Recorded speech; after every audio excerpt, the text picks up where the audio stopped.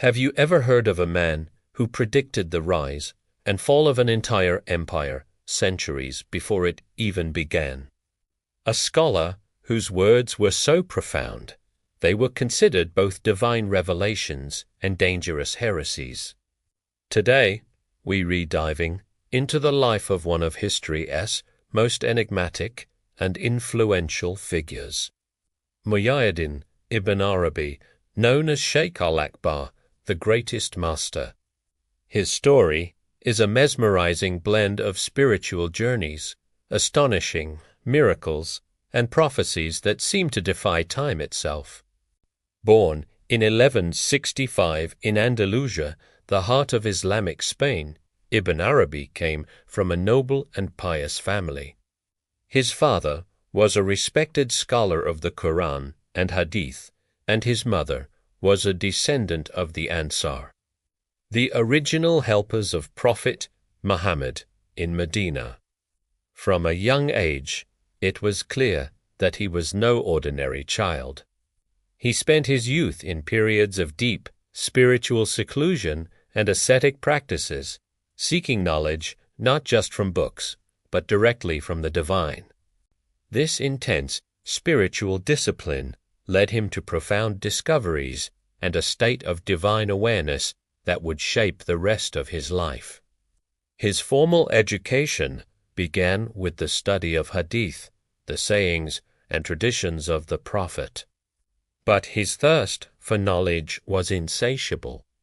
He journeyed to the holy cities of Medina and Mecca, continuing his studies and deepening his spiritual insights.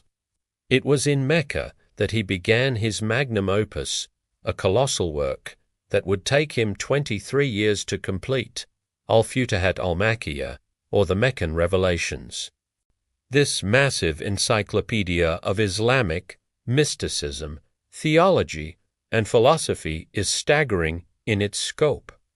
Ibn Arabî himself stated that he did not write it from his own intellect, but rather through divine inspiration, a direct dictation from the spiritual realm. Another of his most famous and controversial works is Fushas al-Hikam, or the Bezels of Wisdom. According to Ibn Arabî, this book was given to him in a vision by the Prophet Muhammad himself, who instructed him to share its wisdom with the world. This book, which delves into the esoteric meanings behind the lives of the prophets, would become a cornerstone of Sufi thought for centuries to come. Ibn Arabî's life was a continuous journey, both physically and spiritually. He traveled extensively across the Islamic world, from Mosul and Aleppo to Sivas in modern-day Turkey.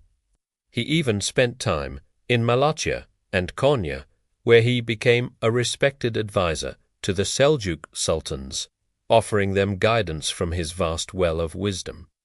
Throughout these travels, his reputation grew, not just as a scholar, but as a man of miracles. The stories of his miraculous deeds are legendary. It's said that fire would not burn him. In one instance, he calmly predicted that he would fall from his horse and break his leg, an event which then transpired exactly as he had foreseen. But perhaps the most famous miracle is one that occurred long after his death, validating a cryptic statement he made while alive. Living in Damascus, he would often say, "You are worshipping what is beneath my feet." Many misunderstood this, accusing him of heresy and claiming he was equating himself with God.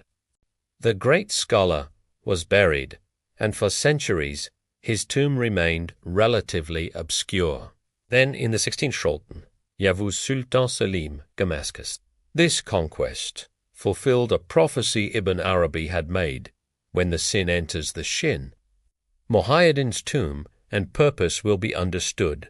The Sultan's name, Selim, starts with the Arabic letter sin, and Damascus, or Sham, starts with the letter shin.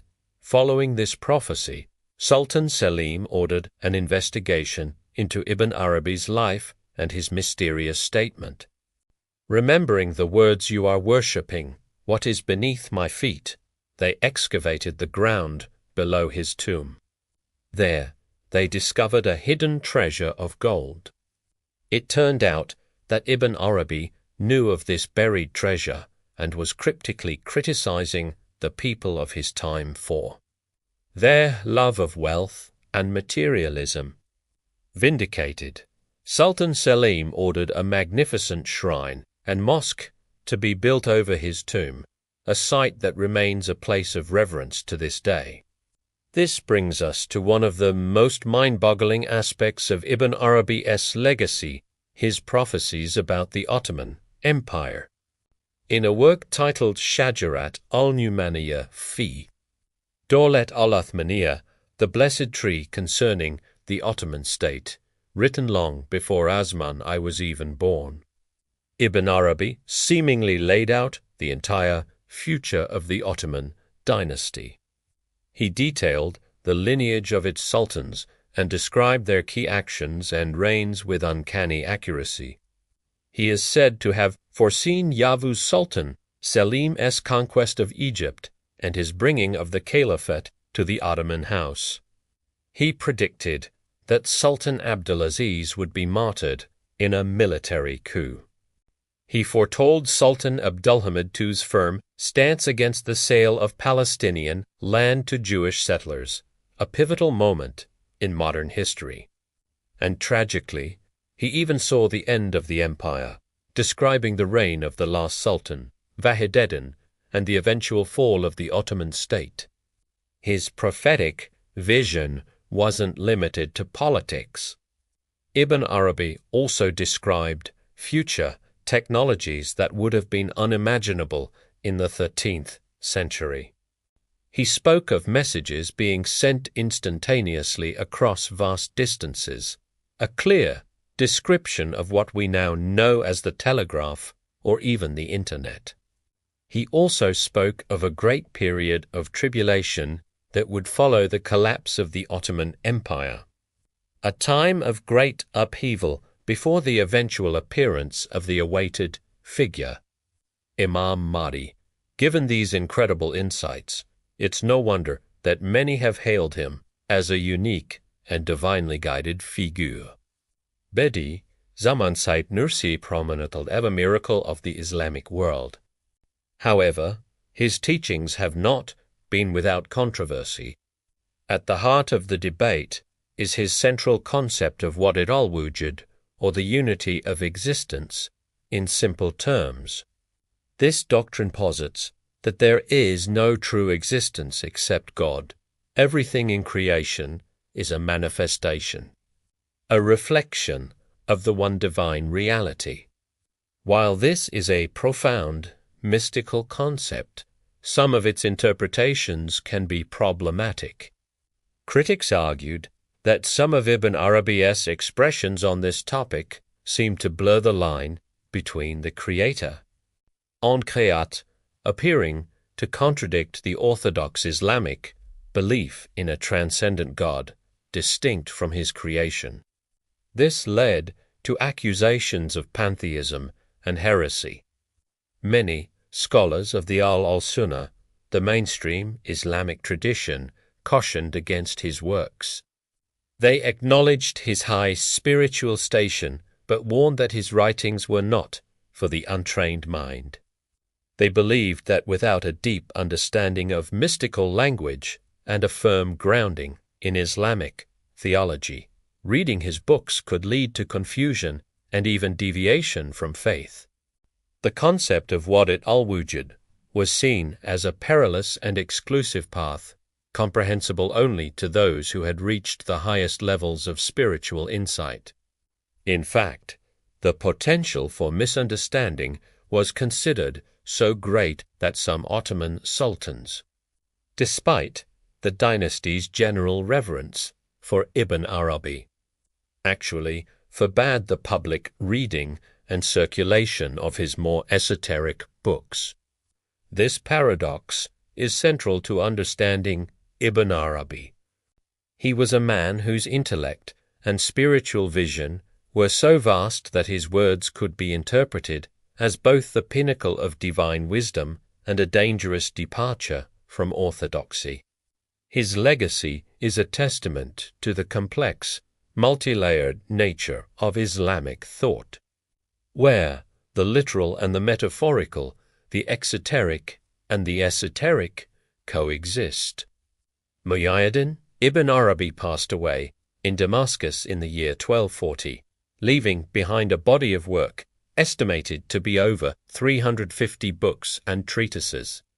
His influence on Sufism and Islamic philosophy is immeasurable. He shaped the intellectual and spiritual landscape for centuries, and his ideas continue to be studied, debated, and revered by seekers of knowledge all over the world. From the sun-drenched courts of Andalusia to the spiritual heartlands of Mecca and Damascus, his life was a testament to the relentless pursuit of truth. A scholar, a mystic, a poet, and a prophet, Ibn Arabi remains one of history's most compelling figures, a greatest master whose secrets we are still trying to unravel today. Thank you so much for joining me on this journey into the incredible life of Muhyiddin ibn Arabi. If you found this story as fascinating as I do, please hit that like button and don't forget to subscribe for more deep dives into history's most mysterious figures. Let me know in the comments what you think about his prophecies and teachings. See you in the next video.